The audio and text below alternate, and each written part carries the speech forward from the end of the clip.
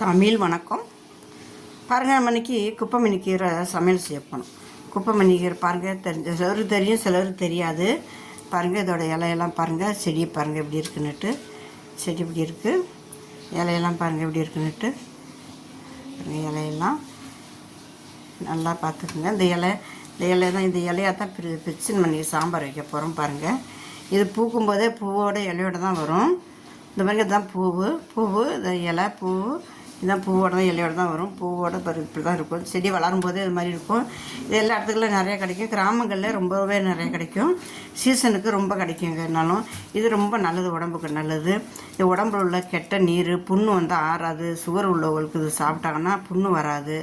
இப்படி நிறைய மருத்துவ குணங்கள் இருக்குது. சளி தொந்தரவு இருக்காது. சளியெல்லாம் வெளியில் கொண்டு வரக்கூடிய பவர் இந்த குப்பைமேனி இலைக்கு இருக்குது. உடம்புல உள்ள கெட்ட நீர் பூரா வெளியில் கொண்டு வரக்கூடிய பவர் இருக்குது இந்த குப்பைமேனிக்கு. நிறைய இதில் மருத்துவ குணங்கள் இருக்குது. இன்னும் இந்த கீரை தான் நம்ம சமைச்சு நீ சாப்பிட போகிறோம். இங்கே பாருங்கள், இந்த கீரையை எப்படி செஞ்சு வச்சுருக்கோன்னு பாருங்களேன். இந்த கீரையை பாருங்கள், இந்த கீரை தான் இந்த இலையை தான் இதை நல்லா இப்படி கிள்ளி இந்த மாதிரி இலையாக எடுத்து வச்சுருக்கோம். பாருங்கள், ஒரு கைப்பிடி இலைக்கு எடுத்து வச்சுருக்கோம். இது அன்றைக்கி சாம்பார் வைக்க போகிறோம்.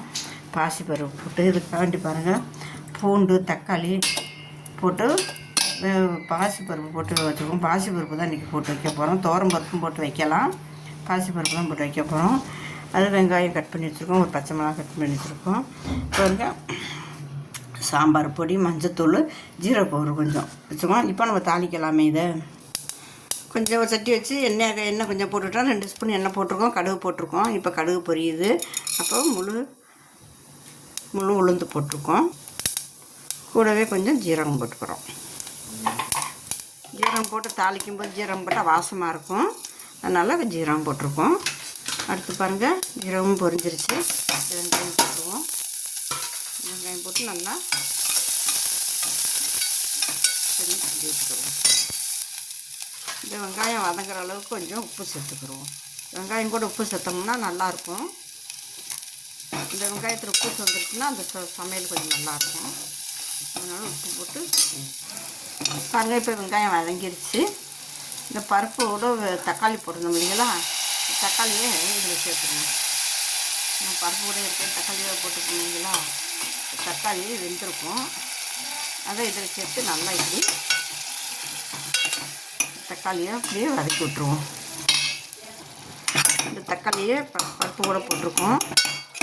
பருப்பு கூட வேகப்பட்ட தக்காளியை இந்த எண்ணெயில் போட்டு இதை நல்லா இப்படி பிச்சு இதை பொரிச்சு விட்றோம்.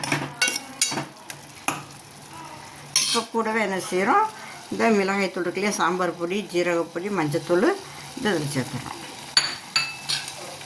சேர்த்து இதை நல்லா இந்த மாதிரிக்கு கிண்டி இது நல்லா கிண்டி விட்டு ஒரு நிமிஷம் மூடிடுவோமே. பாருங்கள், நல்லா இது அந்த பச்சை வாசனை போக வெந்துருச்சு. இப்போ இந்த சமயம் இந்த பருப்பை எடுத்து நம்ம இதில் சேர்த்துக்கிறோம். பாருங்கள், அந்த பருப்பை இதில் சேர்த்துக்கிறோம். பருப்பு ரொம்ப வேக விடக்கூடாது, நல்லா இருக்காது பருப்பு ரொம்ப வந்துச்சுன்னா. அதனால் முக்கால் பதத்தில் தான் இருக்கணும், கீரையும் பருப்பும் சாப்பிட்ற மாதிரிக்கு. இப்போ பாருங்கள், இதை நல்லா விட்டு கொஞ்சம் மூடி வச்சுருவோம். இதை பாருங்கள், இந்த குப்பைமேனி கீரை தான் சாம்பார் வைக்கிறோம். நல்லா பார்த்துக்குங்க. இந்த குப்பைமேனி கீரையை தான் சாம்பார் வச்சு நம்ம சாப்பிட போகிறோம் இன்றைக்கி. உடம்புக்கு அவ்வளோ நல்லது. கண்டிப்பாக அதை செஞ்சு சாப்பிட்றீங்க. இந்த கீரையை இப்போ பாருங்கள், கழுவி க்ளீன் பண்ணி வச்சுருக்கோம். இந்த கீரையை தான் நம்ம இப்போ குழம்புல போட போகிறோம். இப்போ பருப்பு சாம்பார் நல்லா கொதிச்சுக்கிட்டு இருக்குது. இந்த சமயம் இந்த கீரையாலேயும் நம்ம போட்டுறணும்.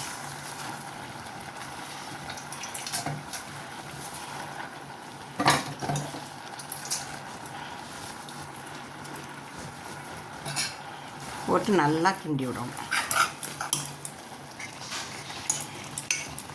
பாருங்கள், கீரையை போட்டுட்டோம்.